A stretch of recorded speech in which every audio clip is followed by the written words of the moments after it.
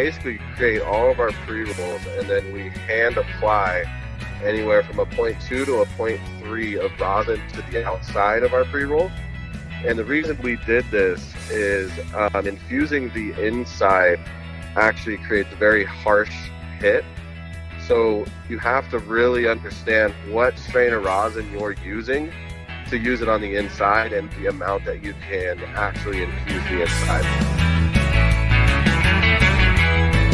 From MJBulls Media, it's the Raising Cannabis Capital Show.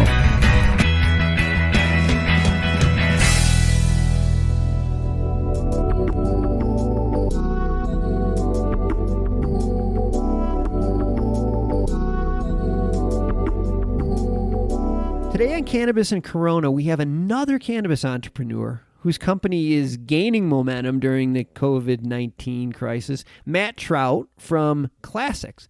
Matt, welcome to the show. Thank you, Dan. Thanks for having me. Well, as I was preparing for this show and learning about your company, I got to say, I went from being curious to being interested to being completely sold on the idea of the brand is great.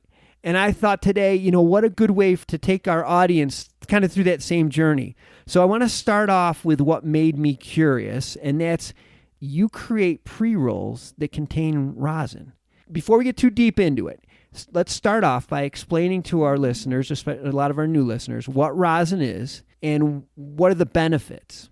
Absolutely, no problem. So rosin to me is a solvent-free extract. And what it is it's actually pretty basic. It comes from heat and pressure.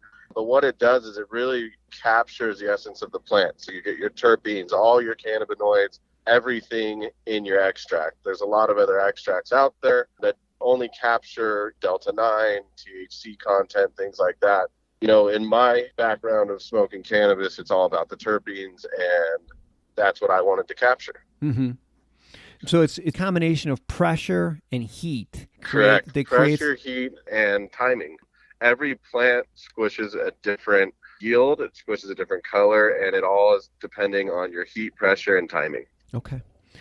So now combine that rosin with a pre-roll. Walk us through the process. Yeah, absolutely. So basically what we do is cultivate flower, and it's all high-end indoor. The reason why we use high-quality indoor is basically to capture that terpene profile as well as potency to match well with our rosin. And so what we've done is we've created a rosin-infused pre-roll in two different sizes. The reason we went towards the rosin-infused pre-roll was for on-the-go rosin consumers. Mm-hmm. Thinking of concerts, walking your dog, anything like that, you don't have to consume rosin with some sort of mechanism like a dab rig or any kind of smoking device. Okay. That makes a lot of sense. You have a great video on your website of how this is done, how you do this. Just for our listeners, quick brief overview. How do you actually get the rosin into the pre-roll? So right now we're actually coating the outside of the rosin. And so we basically create all of our pre-rolls, and then we hand apply anywhere from a 0.2 to a 0.3 of rosin to the outside of our pre-roll.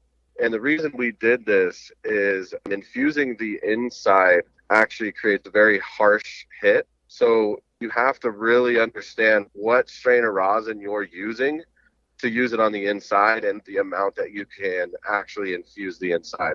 So I went with putting the rosin on the outside and then coating it with a mixture of keef and finely ground flour. And the reason that we put it on the outside, the rosin will not drip down the pre-roll, and the flour actually holds it, which is like a tarantula effect that allows it to slowly roll with the ash.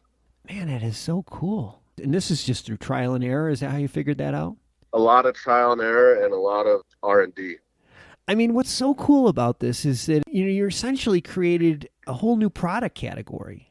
I mean, and that's what moved me from being curious to being interested, is that no one else is doing this. There's a big demand already for it. It's so cool.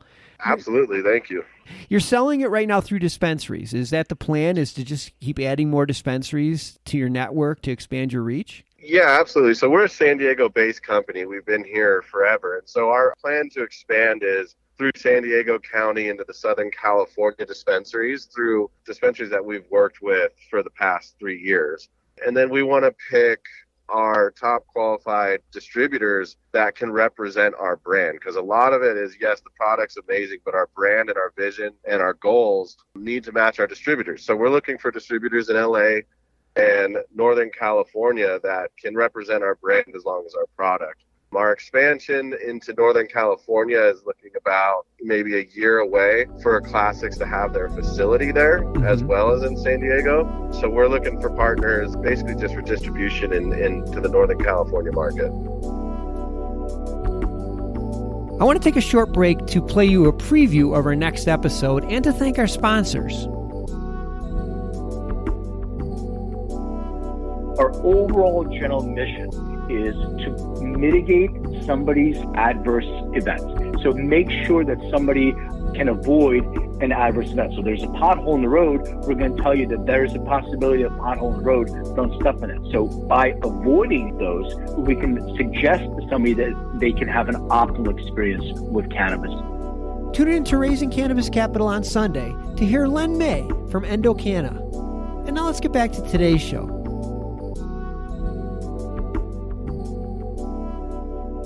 Well, I'll tell you, I've had a lot of guests over the years, a lot of companies, but I don't think I've seen many companies as well branded as CLSICS. Everything from the way you spell your name, CLSICS, to the artwork and font on your website and your packaging. It's just so tight. And it's all consistent with the brand. You know, and that's what really sold me on your company. Absolutely, thank you. The vision and the dream that I've had to partner with my longtime friend, Bibi Bastida, is a street artist, and his vision with my branding really came to life. And what really brought life to that in our imagery was partnering with Trippy Dana, who's a famous photographer out of Southern California. She has a specific way that she does her photos that somehow matches with our brand seamlessly. And it came together better than I could even imagined with my partners on this. Oh, it's so well done. It's so, like I said before, if you like this, you will love it. If you don't like it, then that's okay. But if you like this, you will love the artwork on this brand, because it's just so consistent. It's so consistent. You know, we can't have an interview without talking about COVID-19 and how is it impacting your business? So COVID-19 has been really difficult for us. We had to sit down as a group and decide how to move forward, launching this brand basically right at the very beginning of COVID-19. And we were lucky enough to partner with Mankind Dispensary in San Diego and create a pop-up store. And our vision on this pop-up store was, we're going through COVID-19 and we're also all at home watching a show called Joe Exotic. So we decided to make a pop-up store because you're standing in a 6-foot line, you walk through one lobby, you're only there for about 7 seconds, and then you shop and you're gone. And our train of thought was, how do we bring light to what's going on in those 6 seconds you're in that lobby? So we completely transformed the lobby into a pop-up store. You know, we call it I Survived 2020 with CLSICS and Mankind.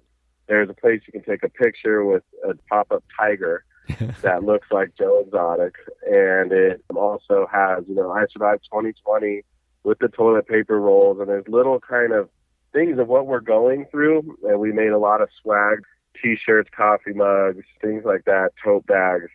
So in a year from now, you can just remember what was going on and we can be a part of what happened in 2020. That's awesome.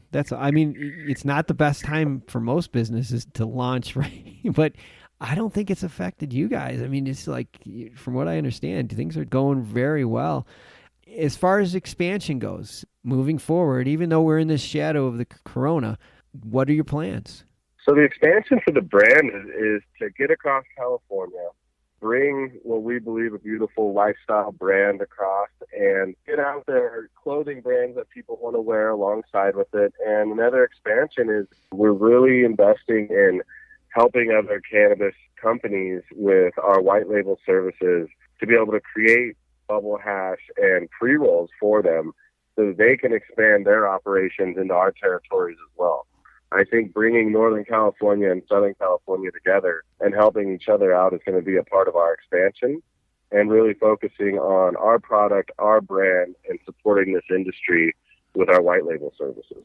Well, I think developing this product category, whether it's through your brand or white labeling for somebody else, I mean, that just is a no-brainer. That's just a no-brainer. And we have all of Matt's and CLSICS information in the show notes and at MJBulls.com. So if anybody wants to know more about this, you can just reach out to Matt directly. And like I said, this is a good brand. Everything about it is super tight. And you created a brand new product category.